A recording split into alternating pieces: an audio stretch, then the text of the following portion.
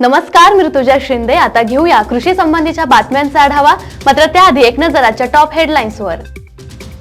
40,000च्या नुकसानीला 1,000 रुपयांची नुकसान भरपाई। संतप्त शेतकऱ्याने शासनाला परत केली नुकसान भरपाई।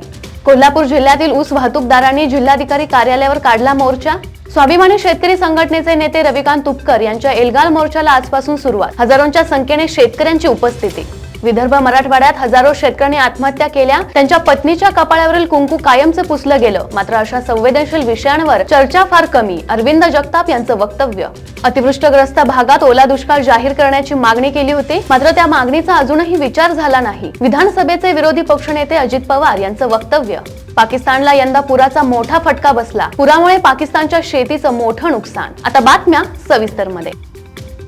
भंडारा जिल्ह्यात मागील वर्षी रब्बी हंगामात गारपिटी झाल्याने शेतकऱ्यांच्या पिकांचं प्रचंड नुकसान झालं होतं। या जिल्ह्यातील लाखांदूर तालुक्यातील एका शेतकऱ्याला तब्बल 1 वर्षांनी याची नुकसान भरपाई मिळाली। मात्र ही नुकसान भरपाई म्हणजे शेतकऱ्याची थट्टाच म्हणावी लागेल, कारण मदतीच्या नावाखाली केवळ 1,000 रुपये त्यांच्या बँक खात्यात जमा झाले आहेत। जयपाल प्रकाश भांडारकर असं या शेतकऱ्याचं नाव आहे। ही तुटपुंजी मदत पाहून त्यांनी 1,000 रुपये लाखांदूर तहसील कार्यालयाच्या बँक खात्यात जमा करून पुन्हा शासनाला परत केले। शेतकरी जयपाल यांची गट क्रमांक 62 मध्ये 0.40 हेक्टर शेती आहे। या शेतीत त्यांनी मागील वर्षी हरभऱ्याचं पीक घेतलं होतं, मात्र गारपिटी झाल्याने त्यांच्या पिकांचं पूर्णतः नुकसान झालं। या भागातील अनेक शेतकऱ्यांचं यावेळी नुकसान झालेलं, त्यामुळे या भागात शासनाने गारपिटीग्रस्तांना मदत जाहीर केली होती। मात्र तब्बल 1 वर्षांनी ही रक्कम शेतकऱ्यांच्या खात्यात जमा झाली आहे। शेतकरी जयपाल यांच्याप्रमाणेच इतर शेतकऱ्यांच्या खात्यात 1 ते 2,000 रुपये जमा झाले आहेत। नुकसान भरपाई पुन्हा शासनाला दिल्याने शेतकरी जयपाल यांची सर्वत्र चर्चा होत आहे।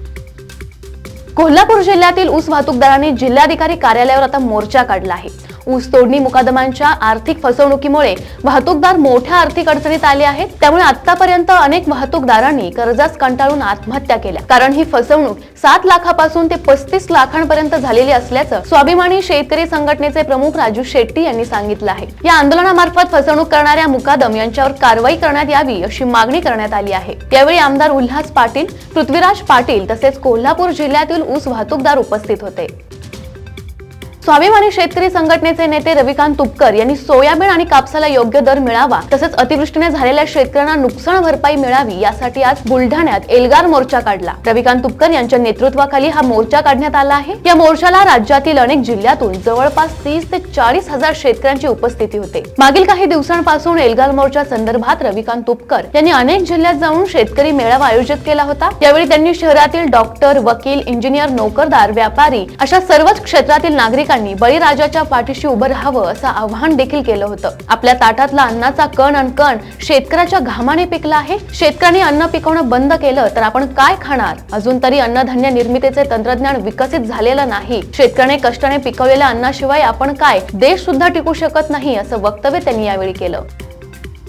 कोणी टिकली लावावी किंवा लावू नये हा ज्याचा त्याचा प्रश्न असताना त्या मुद्द्यावर माध्यमांमध्ये नाहक चर्चा होत आहे। मात्र विदर्भ मराठवाड्यात हजारो शेतकऱ्यांनी आत्महत्या केल्या आहेत। त्यांच्या पत्नीच्या कपाळावरील कुंकू कायमचं पुसलं गेलं आहे। मात्र अशा संवेदनशील विषयांवर चर्चा व्हायला हवी असताना निरर्थक विषयांना महत्त्व दिलं जात असल्याचं वक्तव्य लेखक आणि दिग्दर्शक अरविंद जगताप यांनी केलं आहे। राज्यस्तरीय युवा साहित्य संमेलनात ते बोलत होते। स्व बाजीराव पाटील साहित्य नगरीत 2 दिवसीय राज्यस्तरीय युवा साहित्य संमेलनास कालपासून सुरुवात झाली। यावेळी अरविंद जगताप यांची विशेष उपस्थिती होती। अलीकडच्या काळात बोलणं आणि प्रश्न विचारणं कमी झालं असून त्याची जागा आता निरर्थक प्रश्नांनी घेतली आहे, ज्यात त्यांना शेतकऱ्यांच्या पत्नीचंही दुःख दिसत नसल्याचं ते म्हणाले।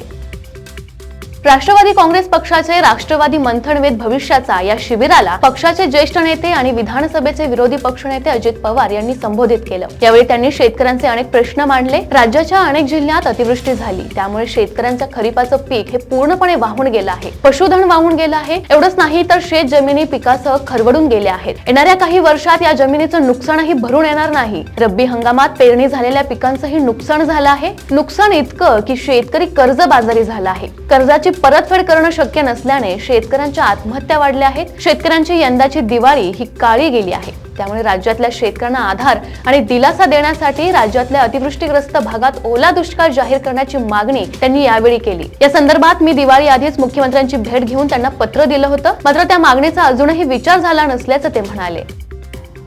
पाकिस्तानला यंदा पुराचा मोठा फटका बसला आहे। पुराच्या थैमानानं अक्षरशः पाकिस्तानच्या शेतीचं मोठं नुकसान झालं आहे। पाकिस्तानातील प्रसिद्ध असलेल्या लाल मिरचीचं पीक हे पुरामुळे नष्ट झालं आहे। त्यामुळे यंदा लाल मिरची अधिक महागण्याची शक्यता वर्तवली जात आहे। दक्षिण पाकिस्तानातील कुंजी हे शहर आशिया खंडातील मिरचीची राजधानी म्हणून ओळखले जाते। या भागातील मिरचीचे पिकाचं मोठं नुकसान झालं आहे। आधी उष्णतेमुळे आणि आता पुराची परिस्थिती निर्माण झाल्याने मिरचीचं पीक उद्ध्वस्त झालं असल्याचं पाकिस्तानच्या कृषी विभागाकडून सांगण्यात आलं आहे। पुरामुळे 40 अब्ज डॉलरपेक्षा जास्त नुकसान झाल्याचा अंदाज कृषी विभागाकडून व्यक्त केला जात आहे। तर या होत्या आजच्या कृषी संबंधीच्या महत्त्वाच्या घडामोडी। तुम्हालाही कृषी संबंधित माहिती जाणून घ्यायची असेल तर आजच कृषी जागरणला सबस्क्राइब करा। नमस्कार।